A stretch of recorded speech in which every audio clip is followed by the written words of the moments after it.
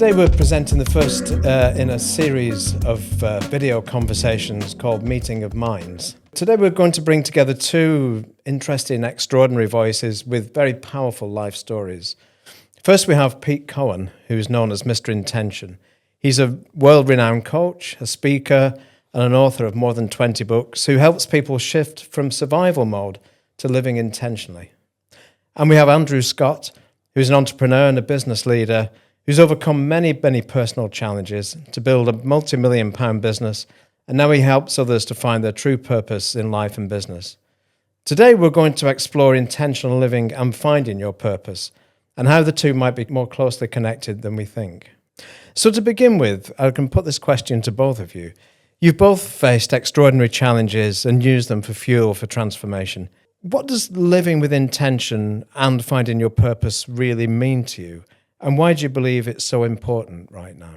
Well, I think intention is ultimately, it's just a word, but I think it's one of the most misunderstood, underappreciated words in the English dictionary because everything has an intention. Everything. We have intentions as human beings. There's a very famous quote from the 12th century. It was a monk, apparently, that said, "The road to hell is paved with good intentions." So you can have a good intention but not act upon it. But if you do act upon your intentions, that's where the magic really can happen in life. And obviously that's something that Andrew's done all of your life. From my understanding is you've made so many of your intentions into a reality, and that's why you've created what you've created. Yeah, I think that's really important. You can have the best intentions, you can have the best ideas in the world, but it's about taking that and actually turning it into action and doing something with it. And I think we live in a society now where we're bombarded with what could be. We're bombarded with Instagram, where we're seeing how other people are living their lives, and sometimes we're looking at that and thinking, what about me? Where's mine? And I think the bottom line is you've got to have a purpose. You've got to have something to aim towards. And that purpose has got to be greater than just material possessions or what other people are doing on Instagram. So, yeah, I've come off social media recently because I just found it so distracting. I was realizing that so many people are making noise because they want to be heard. And I just realized I want to back off from that noise because I really need to pay attention to what is it I want to say. So ultimately, these sound like really obvious questions. Who am I? What do I do? Who do I serve? And how do I serve them? And I think that's something that today we all really need to look at, because if you don't know that stuff, it's just so easy to get drowned out. And I was curious actually with you, Andrew, when you talk about purpose, what is your purpose? Yeah, that's a really good question. I think for me, purpose, I've got purpose in business. I've got purpose in my personal life. I've got purpose in the community.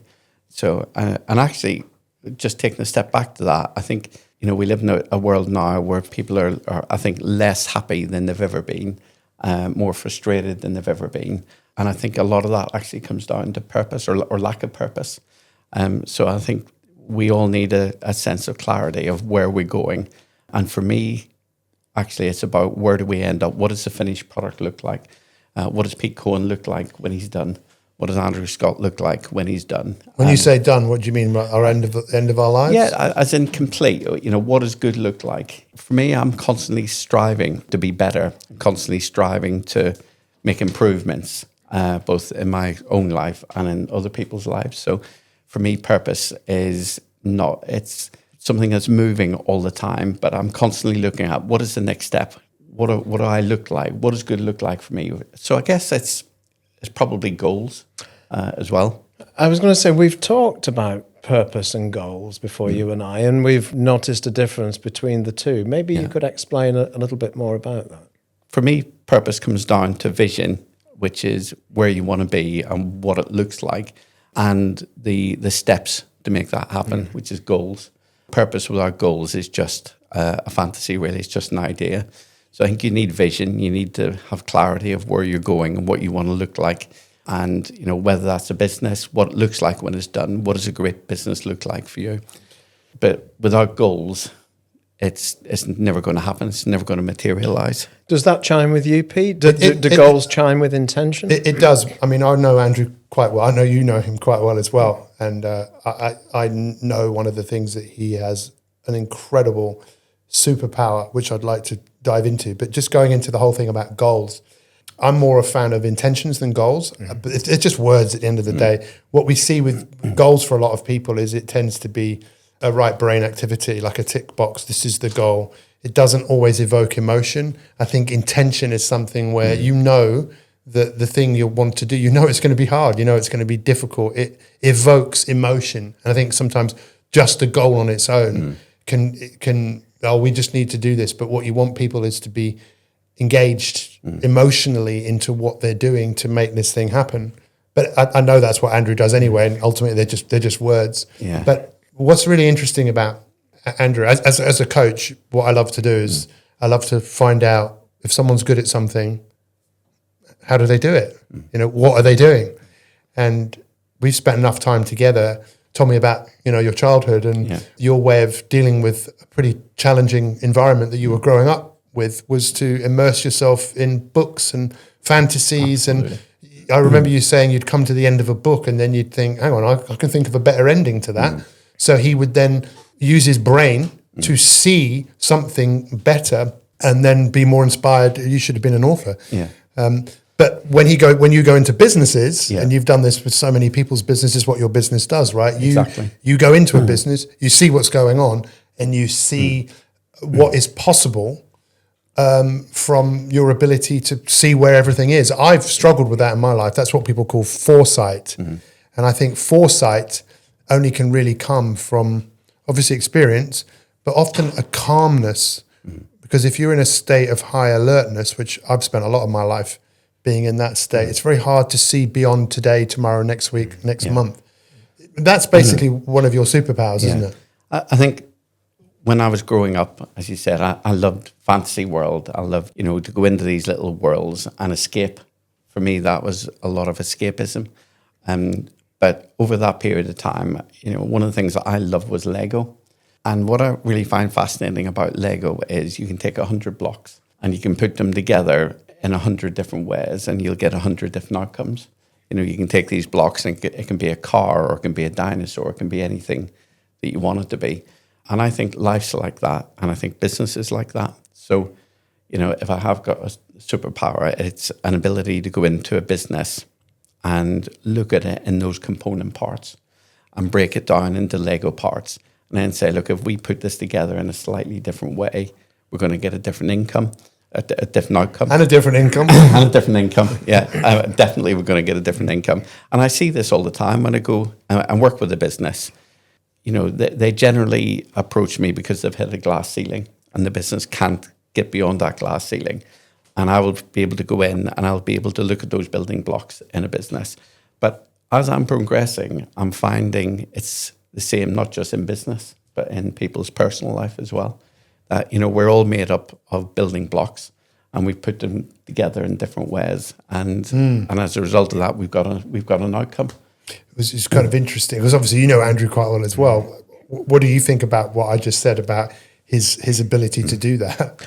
Well, absolutely. And I think from what we've talked about your past, maybe you could explain that, or maybe I should explain that in the early 1970s as a child, you were caught in a very notorious bombing in Belfast and were buried under rubble. And I think for me, you being pulled out of that rubble was almost a case of pulling yourself back together in some ways. Maybe like sounds ridiculous, but perhaps like a Lego set, in that everything had to be rearranged. Yeah. I think what's fascinating, I would imagine that experience, that trauma, it was discouraging. Obviously, it was, and you had to distract yourself away from the traumatic experience. And how you dealt with that was your distraction was to immerse yourself in fantasy, but then be able to come up with solutions to real difficult problems that people were having in business, which you've been able to help loads of businesses. My story is perhaps not as traumatic as that, but I remember when I was 5 years old, I was I was labelled with severe learning difficulties. The person who assessed me didn't believe in dyslexia. I was later diagnosed with dyslexia. I remember being discouraged. And my way of dealing with that discouragement, my distraction away from my discouragement, was to get everyone's attention. So I set about trying to get everyone to like me and appreciate me. And I've been doing that most of my life, and I'm pretty damn good at it. You know, give me a room full of people, I can get everyone's attention.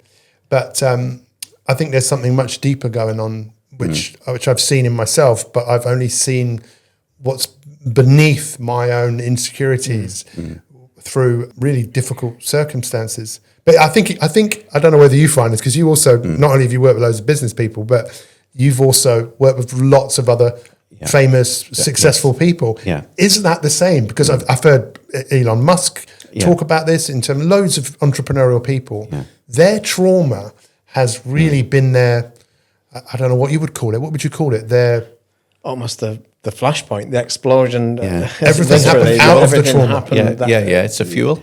Is that? It's the fallout almost, isn't it? From something so traumatic. I guess it's either sink or swim. And I think it shapes. I think it shapes how you see the world, and you see it differently. So with my trauma, surviving a terrorist bomb, so that had a physical impact, and it had a really severe mental impact. So I had 5 years where I couldn't really do school properly. I couldn't really engage with people properly. I couldn't sleep, and whenever I did go to sleep, I had massive nightmares. And that literally took me into a fantasy world. I ended up creating other worlds where I could be somebody. And, some of those nightmares really helped. They were terrifying at the time, but they literally spun out into fantasy worlds, and worlds where, I could be somebody, and I was Superman. I could do things that I couldn't do in the real world. Do you find that as well, Pete? Does that chime with your own experience of growing up and the challenges that you faced? Yeah, well, I was just thinking about someone who we both kind of know, as in snooker player Ronnie O'Sullivan, who I spent a couple of years with. Ronnie's dad went to prison when Ronnie was 14. Ronnie's dad had committed murder. You can imagine that the trauma that must have had. In fact, at that age, when those sorts of things happen, the person involved feels that they could have done something different. Ronnie, for years, played for his dad, and when he lost, he felt like he was letting his dad down, but it was part of what drove him forwards, and it got him to a place where he had huge success. And for me, it was the same. My trauma resulted in me writing 20 books, being on television, speaking all over the world. But surprise, surprise, I felt like a huge imposter. I felt like someone's going to find out that I'm not the real deal. And it's only been recently, that I've really woken up to the fact I don't have to be the person that I had practiced being for all those years. Is that the same for you? Yeah, it's quite interesting. I think you either move towards something or you move away from something. And for me, I left Ireland then when I was 18, and I came to England. And that trauma and the whole experience of growing up in Belfast at the time, I wanted to get as far away from that as I possibly could and get that behind me. So I think a lot of what drove me in my late teens and early 20s is I had grown up in an environment that was oppressive, and I wanted to get away from that. And I wanted to make something in my life, and I wanted to add value. And I think one of the things that really fascinated me, looking back now, was that when I arrived in England, I was meeting people my own age, and they didn't seem to have that drive or that ambition or that burning desire to be somebody in the same way that I did. And I couldn't really understand it at the time. It's only now looking back that I think it wasn't necessarily that I was trying to chase something. It was, I never wanted to go back there. I never wanted to experience that. I wanted to get away from that background and all those memories. Because it wasn't just a bomb when I was 4. Yeah. There was lots of developments. There was lots of bombings. I think in Northern Ireland at that time there was. So you were highly toxic atmosphere. It wasn't the one incident, was it? It was like living in an environment that must have been oppressive and survival. And I think the other thing of living in survival, I mean, you probably had to live in survival mode. Definitely. I didn't have to live in survival mode, but I did because that's what I knew. So living in a state of heightened anxiety. In fact, there's a new word, it's called anxiogenic, which I think came out in 2015, which was, we live in a world that is producing anxiety through the way that we are, the way that we're living. But when you said about adding value, why did you want to add value to people's lives? What was it about that? I'm not sure, if I'm honest. I think, that background that I had, it was so violent, it was so oppressive. But what I had seen growing up was a mother who loved everybody, really cared for other people. She was a social worker, and she looked after old people, and these old people were very vulnerable in a world that was very aggressive and very oppressive. And I think certainly when I was growing up, I felt quite defensive, and I wanted to help them because, that was the environment that I grew up with my mother. But I was only young and I wasn't able to. So I think when I landed in England, then I still had that inherent desire to help people. It's interesting because obviously I know lots of entrepreneurial people, and you have that entrepreneurial spirit that is so few and far between of, look, I'm going to be real here. I want to add value. It's not about, look what I've got, look what I've accumulated. At the end of the day, who cares what you've accumulated? It's like, what is the value that you're giving people? And that to me is the mark of a true entrepreneur. What's the value that you're giving? I think it's the journey as well. So for me now, I'm very motivated by that journey, both my own journey, and it's no longer about, am I building the company to this size, or am I, buying that company or building that company? It's about the challenge and the experience of doing it. And for me, and actually what I really enjoy is helping other entrepreneurs do exactly that. So I get a real sense of pleasure now from helping other entrepreneurs go on their journey and overcome their challenges. So I really enjoy coaching. I enjoy mentoring. I enjoy talking about Lego. Yeah. Could I ask, is that for you, Andrew, and for you as well, Pete? Do you both feel that you're still in survival mode? And if you are, how does intentional living and how does a sense of purpose help to kind of break that cycle, or at least smooth it out? I would say I'm probably still in that survival mode. And, whether I always will be or not, I'm not sure. And certainly, as you know, I'm writing a book at the minute, Imposter Millionaire, and that has forced me actually to look at this subject really closely. And it's made me realize that imposter syndrome is not only real, but I'm still living it every day. And that sense of survival is still a driving force in me. And the key now is to make that work for me and actually, to see if I can use that in the most positive way possible. So I think that's a big driver for me. Again, your authenticity is hugely inspiring. I think from my perspective, I'm work in progress. I used to think I fixed people, under this illusion that I'm the fixer. I don't fix anybody. I can create the space for people to look at life differently and then support them as they go through a process of change. And I would say that the first step to changing anything is to acknowledge it, which isn't always easy, to acknowledge the fact that I do think and feel this way. I mean, obviously this book, I can't wait for this book to come out and for people to read it, because imposter syndrome is something I think everybody has to a certain extent, but ultimately to be your true self, to be happy in your own skin, to feel good about who you are, to value yourself is a journey within. I think it's one of the hardest journeys. If you're looking to accumulate things and to have everything on an external perspective for you to feel good internally, I just don't see it. It doesn't see it works. And for me, I've had some major stop moments in my life. Someone once said to me, I was in Cannes, I was working with some leaders from all around the world, and this leader said, everyone's been called to something.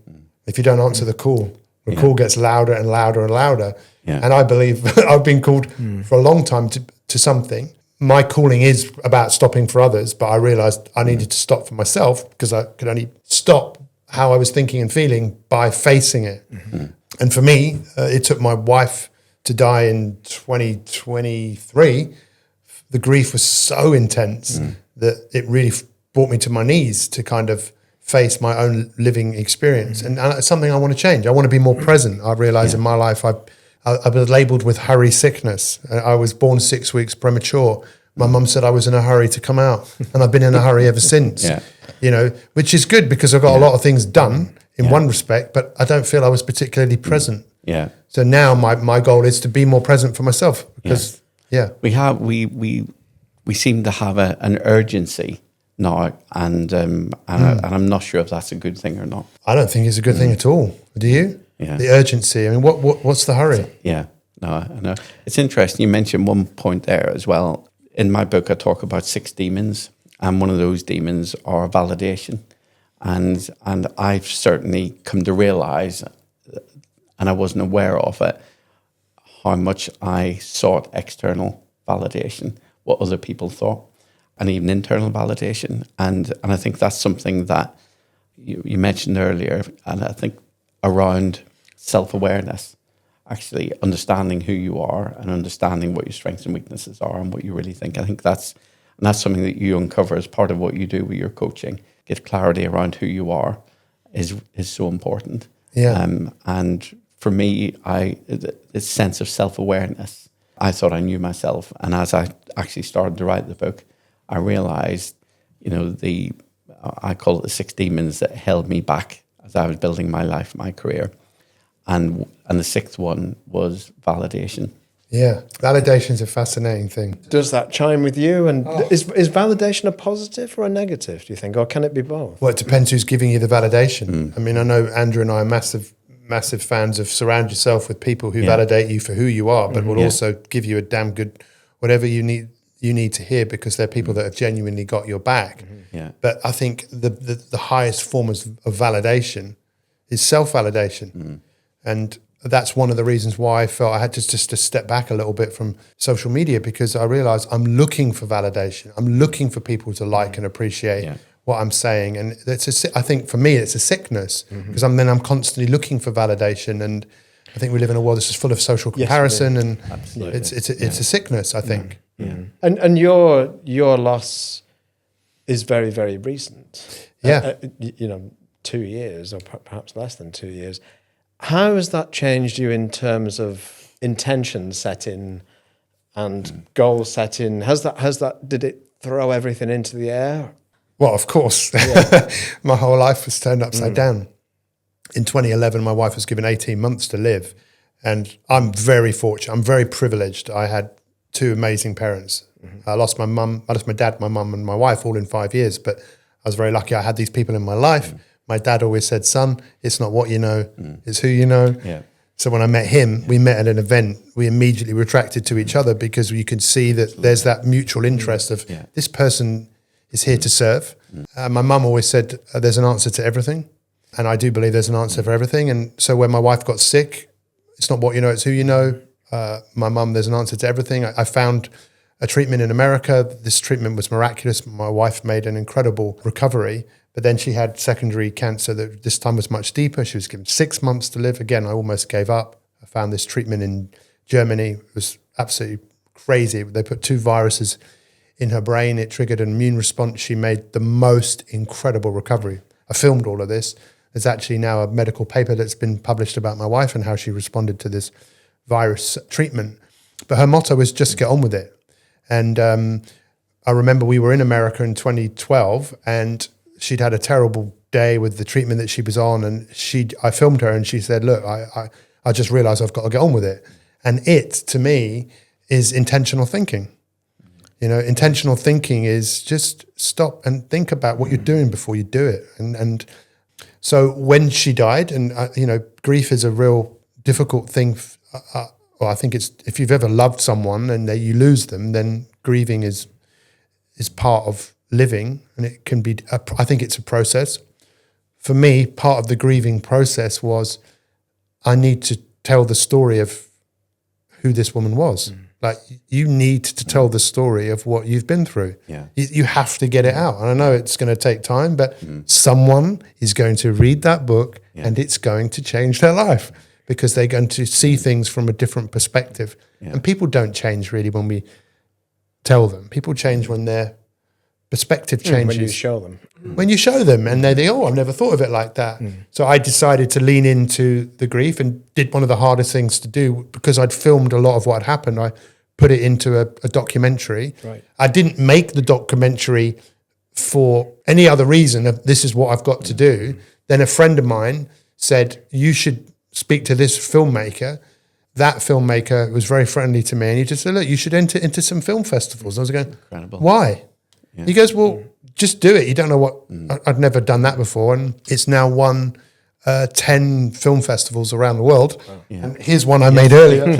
Yeah, do show us, please. I've done this a few times. I mean, it's a World Film Festival in Cannes. Wow. And what greater way to honour her. Wife. That's yeah. So this is one, I went to Cannes as well, which was very, very strange. But I suppose I didn't make it. It was something I had to do. And I think Andrew, around this whole thing about purpose, look, what is it that you've got to do that you would pay for the privilege of doing it? The word entrepreneur, a lot of people think it means someone who's going to take a risk in the pursuit of profit, but it has a much deeper meaning to it. It comes from a Sanskrit word, which means you've got something and you've got to do it. When you get to do something, it's not always the easiest thing to do. So from my vantage point, what I've got to do, and it's not always easy, it's to stop. It's just to stop and just be present for myself first. And that's what my wife wanted me to do. She could see how I was living my life, and you can stop. You appreciate what we have. Because I didn't appreciate it because I thought she was going to get ill again. But even before that, even before I met her, I still was, I'm going to get caught out. Something's going to, this isn't going to last. But now I've realized I don't want to live my life like that anymore. Do you both feel that you have a natural sense of resilience? Definitely. You can't go through what he went through and just not. Yeah. Well, but you too. Yeah. I mean, is that something something innate or something that you can learn? I mean, a lot of people in your situations would go to pieces and maybe never recover from that. And I think a lot do. I think people that face adversity in all its different guises, there are people that bounce back from that and learn from it and become stronger. And then there are people that give up. And I've seen that very recently. I've seen somebody who I care a great deal about, built a successful business, lost it through no fault of their own, and just was unable to bounce back again. And that flame has now gone.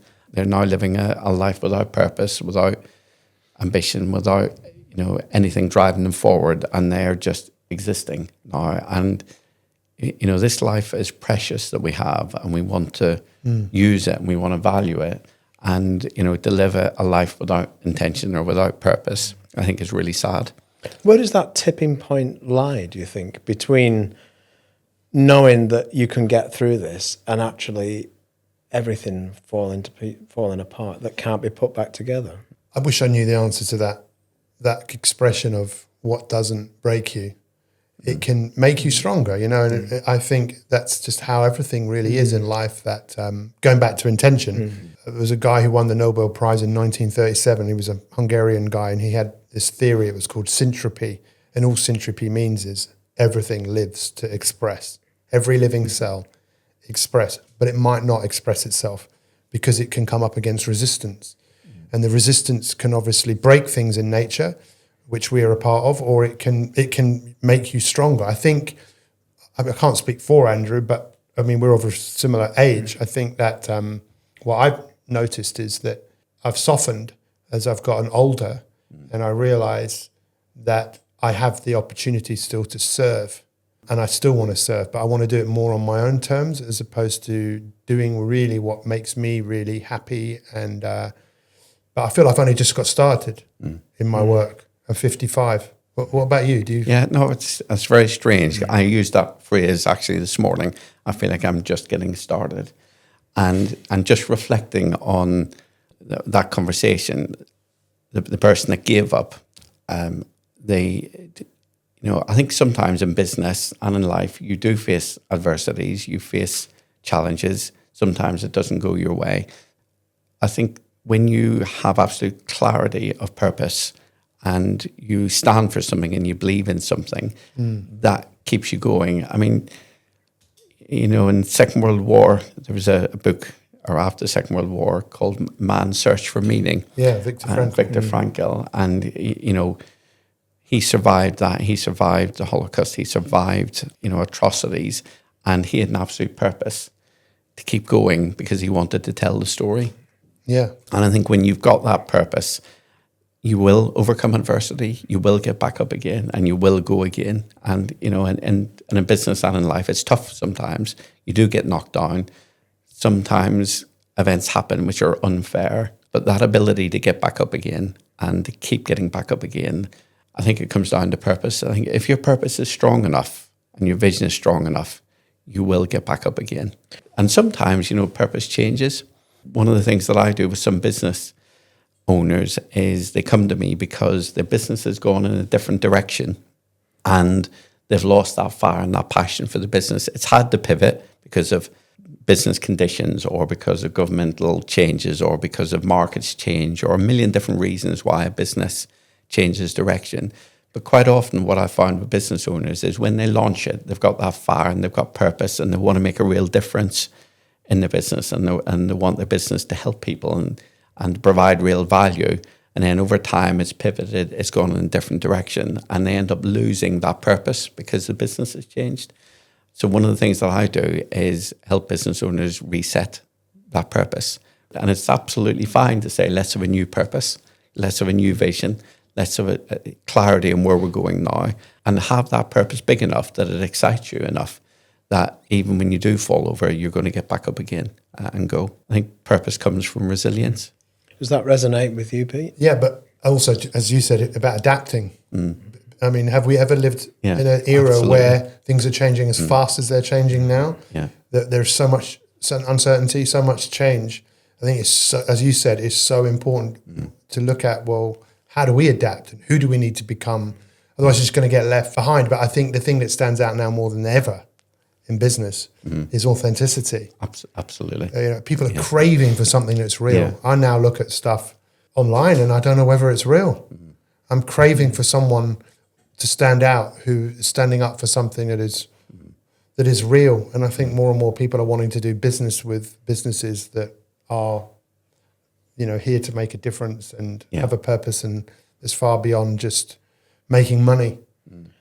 So in a world, you know, where you've got so much choice, you know, via the internet, via social media, etc., you know, and you're almost bombarded with it. How do you find purpose? How do you find intention? Is there a magic formula? Is it something that kind of you can sense? Is it something that happens? Everybody to you? needs a coach. Everyone needs a coach or a mentor or someone to make sense of what's going on, to make sense of your own experience, to make sense of what's happened to you, to make sense of what have you got within you that needs to come out. You know, you've got to work with other people. I mean, I don't know how many people have helped you, but I mean, I've been ridiculously fortunate in the people that have helped me. That's a really interesting point, I think. And I think the point about mentorship, do we see enough of this in society these days? Or is it just everybody for themselves and you're kind of on your own? So one of my observations is your environment shapes how you think and who you become. Growing up in Belfast, that environment was really negative. It was really damaging. But I didn't know any different. So that was the norm to me. So violence was the norm to me and oppression was the norm to me. When I left Ireland and landed in England, I seen a completely different environment. You know, I didn't understand about mentorship. I didn't understand about coaching. But what I was able to do there, and I think this made a huge impact on my life, was I started reading. So I read books by motivational speakers, by leaders, by... I saw your picture that you posted on LinkedIn some time ago, Think and Grow Rich. Yeah, Think and Grow Rich. Dale Carnegie. Yeah, exactly. Yeah. Stephen Covey.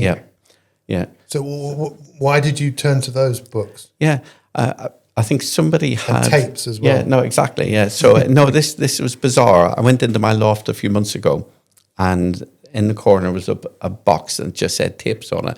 And I was having a clear out, so I brought it down to throw out because...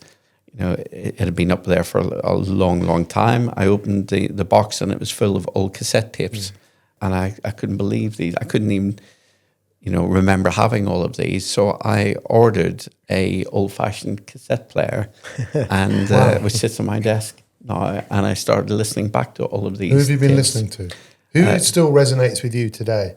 Oh, there are so many. Michael Gerber for me was one of the best business advisors ever.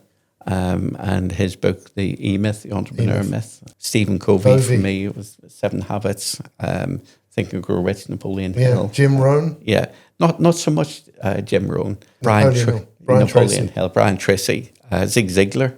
So the first book I read, not the first book I ever read, but the first personal development book I read was Zig Ziglar, Over the Top. Right. Yeah. Then I massively got into Think and Grow Rich, Napoleon Hill. Yeah. And Napoleon Hill said so many. I actually spoke on stage to probably 20,000 people in Vegas, and the Napoleon Hill Foundation were there, and Napoleon Hill's grandson came up to me afterwards, which was just incredible. Napoleon Hill got a huge help from Earl Nightingale, Cohen. Yeah. You find that very few people do this stuff on their own. It's other people. Napoleon Hill was massively helped by, what's his name, Andrew Carnegie, who became the richest man in the world, who actually died of a broken heart. You know why he died of a broken heart? No. He became the richest man in the world with his steel company that he sold to JP Morgan. But he died of a broken heart because the steel that was being made was producing bombs for the First World War. Yeah. And he pleaded with Eisenhower, please don't go to war. Yeah. And then even with a purpose, sometimes, life can be difficult and challenging. But Napoleon Hill said something I thought that was just truly amazing. He said that when people get into their 50s, that's the time for them to shine. Around about 55, which is where I am right now. And he, how old are you? 57. 57. Yeah. So, and he said, because that's the time where you've got all of this wisdom and all of this experience, and that's when you should capitalize. And then he said, what most people at that age work out is it's not about you. It's about we and who can you serve. I think so. It's interesting, the comment earlier about, and we both feel the same, we're only getting started. Yeah. Now in those mid-50s. Yeah. So that really resonates back to that story. And I think there's so many people in the world right now who are a little bit kind of lost. They are. And, many don't realise that the power of serving. Yeah, no, 100%. And those books that I read then, I mean, I've always been a huge reader because this went right back to my childhood and living in these fantasy worlds. So, my favourite book of all time is The Hobbit. Wow. And and that journey of this little strange little hobbit who was afraid, didn't want to get involved in anything, didn't want to participate in anything, ended up having to go on this journey. Bilbo Baggins. And so I didn't learn to read until I was like 12 or 13. I was so dyslexic, and Lord of the Rings was on, I think it was on BBC Radio 4, and my dad used to record it on tapes. Yeah. And I listened to all of them, and in my mind, incredible what I could see in my imagination. And then when I went to see the Peter Jackson films, I was like, wow, this is so close to what I envisaged. Yeah. It sounds like a cliche, but every hero needs a guide. We're all being called, and I see myself as a guide. I'm lucky I've got guides who have guided me. Some of them are here, some of them aren't here anymore. But the people I get to work with, you get the privilege of being in someone's life to listen to them, for them to often work it out for themselves. Yeah, I was going to ask Pete, who in your life was that significant person or persons? Well, I had a coach for 16 years. He was from the Philippines. He died in 2016. I worked with him for a long time. He was a doctor. He was from a little island called Cebu in the Philippines. He was 8 of 16 brothers and sisters, medical doctor. He had a photographic memory, actually. So every book that came to the island of Cebu, he had to read. And if there was any blaspheming in the book wasn't allowed in the island. So he just read every single book. He kind of gave up reading because he said to me, I already know enough. But he taught me so much. I traveled around the world with him as well. And one thing he said, he worked with World Hunger and lived with indigenous people. And he said, the one thing you see with indigenous people all around the world, one thing they all do is they all sit in a circle. And they all sit in a circle, and everyone has a place at the table. Yeah. Everyone is there to be heard. Yeah. And no one is better than anyone. They listen to the elders. The elders carry the wisdom. The children, they often put them in the middle of the circle to celebrate the children. we've lost so much humanity and so much really understanding what it is to be a human. And I think to be human is to live a life of service. How can I add value to your life? What do you need? How can I help you? I know you can't help everybody. It's interesting, the blue zones. Yeah, the I'm blue sure zone you're studies familiar of with. people that live to centarians, 100 around the world. Tell us a bit more. I don't know about that. Well, it's just interesting that, you know, I watched a documentary recently about these areas around the world where people are living much later in life. Sardinia, Okinawa. There's a place in America as well that was quite surprising. Exactly. And the common denominators with them, because, you know, was it food? No, because they all had very different diets. And their commonalities were things like community and sitting around together, and everybody has a seat at the table, and the elders, and they respected their elders. And other elements were exercise. They walked. They done physical exercise, gardening, and they were all very small, but they had them all in common. Well, that Japanese word ikigai, which is basically means what's your reason for getting up every day? Yeah. And I know, Andrew, you know, one of your dreams is to build an environment of people that are all growing together. Yeah. You know, we use the analogy of a tree. You know, a tree bears fruit. Every tree bears something, doesn't it? It might be a fruit or a seed, but I think we're all here to bear something. What's the fruit that you're here to give to the world? I mean, maybe I sound a little bit, I don't know how, like this is a pipe dream, but I think the world was just craving communities. My dad was a Rotarian for 50 years. Right. Rotary, the motto of Rotary is you seeking service over self. I mean, it's a world where service has really become a very unfashionable Why? concept Why? in some ways, and it's very much geared towards the individual. And I guess you can't turn back the clock, and you can't turn back time to what we perhaps see as a simpler time, which possibly wasn't a simpler time anyway. But, you know, how do you reinstate those kind of community values? Have you got to start small or think big or a combination of the two? So I had a conversation with somebody a few weeks ago who said, Andrew, self first, self last, and if there's anything left, then self as well. and it really struck me how, and this person is struggling in the business.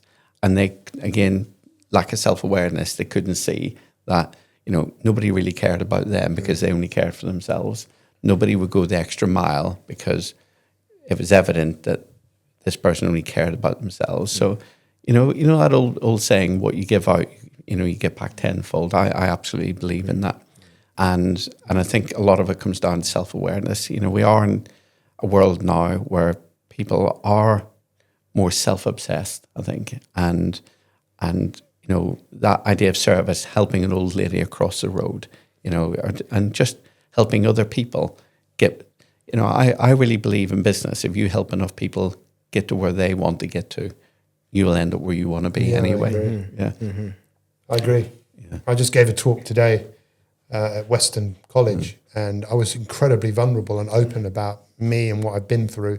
And there were people crying in the audience, and a number of people come up to me afterwards because of their life circumstances that they're in. And some of them are a really challenging spot, like looking after someone who's just been diagnosed with MS, or, you know, people with different types of illness, cancer, and you just create space for them to be heard. And often people just feel better because someone's actually listened to them and cares for them. Yeah. I think we're in we need to create more of a caring environment. Yeah. Do you think that comes from the top down, or do we have to do this ourselves? Can we not trust those I think it starts govern us to help us with this? Do we have to start from grassroots? I think it starts at family. You can't choose your family. No. But you can choose your family if you want, right? So, I'd say you're in my family, right? Exactly. Yeah, that environment. Is that what you mean about choosing your family? No, exactly. It's the people you put around you. It's that environment that you are in. I think it starts there. You know, we've got schools now are having major problems because the kids are going to schools and the kids are angry and they're not disciplined and their parents aren't aren't providing the very basics before they get to school. So I think we are facing a societal issue. I think part of it comes down to, we all live this urgent life now, and you touched on it earlier, Pete, about, mild anxiety. We live in a world now in society where there is, in the Western world anyway, where there is that mild anxiety, there is a sense of urgency all the time. And when you got that sense of urgency all the time, who's taking time out just to care for somebody else, or just to put somebody else in your thoughts, or to think about somebody else, or to serve somebody else? So I think, until we almost need a reset. You said about begin with the end in mind right at the beginning. Yeah. When my father died, I mean, his funeral was just absolutely packed. There was like 200 people who couldn't get in, and all these letters and emails that people wrote to my mum, they all said something very similar about my dad, that my dad had time for everyone. Yeah. He listened, he paid attention. And if we want people to make sense of their own experience, they often need help. They need someone to create time and space for someone to also make sense of, what they're doing. So they look and see differently a future that they want to go out and create.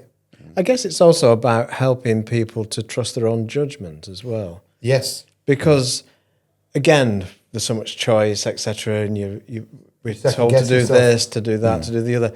And sometimes, if you don't trust your own judgment, a kind of sense of cynicism creeps in. Self-doubt. And that you feel like self-doubt, that you feel like you're almost paralyzed. You actually can't do anything. How do you develop that kind of inner core that helps you to know that what you're doing is the right thing? Definitely need people to help you. Yeah. It could be a coach, a therapist, someone to help you make sense of your own experience. The mind is a powerful thing. Everybody knows that. But what a lot of people maybe don't realize about the mind is the mind plays tricks on you. In Buddhism, they call it dukkha. In Hinduism, they call it maya. The mind creates illusion. The mind creates fantasy. If your mind gets caught up in speed, then you can have more of this stuff going on. And to know thyself, which ancient philosophers have spoken about for centuries, you got to stop. Yeah. You got to step back and be able to talk about how you're thinking and feeling. And I think that's a challenge for a lot of people, specifically men. I don't think we often talk about. I was just about to say the same thing. It's not often that three men will sit together of our age and talk about quite deep things. Well, the body like keeps the score. I think there's a very famous book called "The Body Keeps the Score," and if you don't, what that means is if there's hurt, if there's hurt, there's fear, there's trauma that's trapped in you, and you don't talk about it, it's always going to be there, and it will manifest in a way. But I'd also say that there might be that stuff, but there's also something else. There's this greatness, there's this power, there's this purpose that most people need someone else to help them bring that to the surface. I think we're at a strange point in our development or evolution, because at one point we are living in the most complex times imaginable, with so much data, so much information going around, that I've come to realize that we absolutely need that support, that coaching, that mentorship, that listening, somebody to listen and somebody to give feedback. But at the same time, I think there's more opportunity than ever. And the restrictions and the limitations that we had are far less now than we've ever had. So people can achieve far greater things in life than they ever thought was possible. But at the same time, there's so much pressure, there's so much noise, and there's so much information we're exposed to now. I think to make sense of all of that, having a coach, having a mentor, having somebody to bounce these conversations off, to help you gain some clarity and to help you become self-aware. I think now is the time to do that. Just to put this out to both of you, has it helped, and I think we have touched on this before, has it helped both of you to write down, to write books, to write your thoughts? Has that helped to clarify things, or does it? For me, it's talking. Right. I do like writing stuff down. Right. But, I have someone I speak to pretty much every day. I'm very fortunate. Someone who's just helped me through some of because I now have someone else who's helped me for the last 5 years. So, when they say it's good to talk, it's good to get it off your chest. Whether writing, what do you do? No, it's interesting. It is writing my book has taken me not only in a journey, but down some rabbit holes as well, that have made me more self-aware and have made me reflect on a lot of stuff that I've done and things that I'm doing. So I think for me, actually writing my book has been really therapeutic, and it's actually thrown up more challenges and more thoughts than I ever had thought imaginable. You're facing it even more than you did before. Exactly. What do you want people to get out of the book?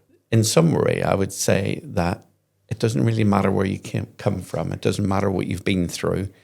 All that matters is where you're going, and that you don't need those limiting beliefs. It doesn't matter whether you come from a poor background or a council house like I did, that no matter what your background is, no matter what trauma you faced, whatever adversity you've overcome, you can go on to live the life that you really want to live. You know, whether that is, in my case, the book's called Imposter Millionaire, whether that is to build a successful business, or whether it is to go to Africa and support communities out there as you know, as you have done. You know, whatever that looks like, I think the ability to overcome imposter syndrome and overcome your limitations to live the life that you truly want, I think is yours to have. And that's what I want the book to do. Mm-hmm. Yeah, I can't wait for that to be a New York Times best-selling book. I can already see it. Yeah. And your project, you know, I was just thinking about your project that you're helping people with. Well, in Uganda. In Uganda. Yeah, that was fascinating. I went out to Uganda in January last year. We've been working with someone who looks after 101 children. And thank you, you know, you've supported that project as well. So, you know, sometimes I think if you're struggling yourself, one of the best things to do is just go and serve, do something for someone else. And it definitely seems to change everything. So for me, during a very challenging time, when my wife had passed away, one of the things I went out to Uganda and spent time with 101 children. We bought a farm. We look after all of these kids, but we're trying to help them to become self-sufficient. This guy, actually, it'd be great for you to meet him one day, because he is this guy, Mandela, who was named Mandela by his father because his father wanted him to be like Mandela, but not Mandela, be like him. He is the most incredible entrepreneur, and it's just this great privilege. And what a privilege to serve and support other people. To other people would think highly enough of you that they would listen to you and take your support. And I see it is a privilege. You see that as well, right? Absolutely. I mean, one of my goals is hopefully over the next year is to get out there with you and have a look at this for myself. Well, I'd be up for that. Yeah. We touched on legacy before, and you know, while you two guys are in robust health, etc., maybe it's a little premature. But you know, what kind of legacy would you both like to leave, and how does intention or purpose shape that vision? Mine's really simple, which is to live a life well lived. So on my gravestone, I want written the words, "Andrew was well used up." Yeah, I want mine to say, I've only just got started. Spike Milligan, didn't he famously have on his? See, I told you I was ill. Yeah. I don't really know what I want my legacy to be. I just know that I want to spread kindness and love and humanity to people, and I'd be curious to see where that goes. Yeah, great stuff. Final thoughts? Anything that you wanted to add? Any more about purpose or intention? Just maybe one tip or one little piece of advice you could share? I think when you're really intentional, you know that ultimately what you want to do is going to be difficult and challenging, and you want it to be. That's the feeling you want. The best example I can give of that is, you know, exercise. I think a lot of people, when they think of it, they don't feel like doing it. You want to feel like not doing it. I say that's the feeling you want, because that's a sign to actually do it, and you'll feel so much better for having done it. So just recognize the resistance that comes up, and the resistance is often a part of you that's going, well, I don't need to do that. And, you know, I'd rather avoid that pain and discomfort. But once you move through what is uncomfortable, that's ultimately where the growth comes from. So that would be my top tip. Andrew? Yeah, mine would be if you're not happy where you are in life, you're frustrated, then it's probably a lack of purpose. So I think if you are a purpose-driven person, you're clear on where you want to get to, and it excites you enough, I think you're happier, you're healthier, you bounce out of bed in the morning, and you live your life with intention. So I would say have a purpose-driven life. Hence the tattoo.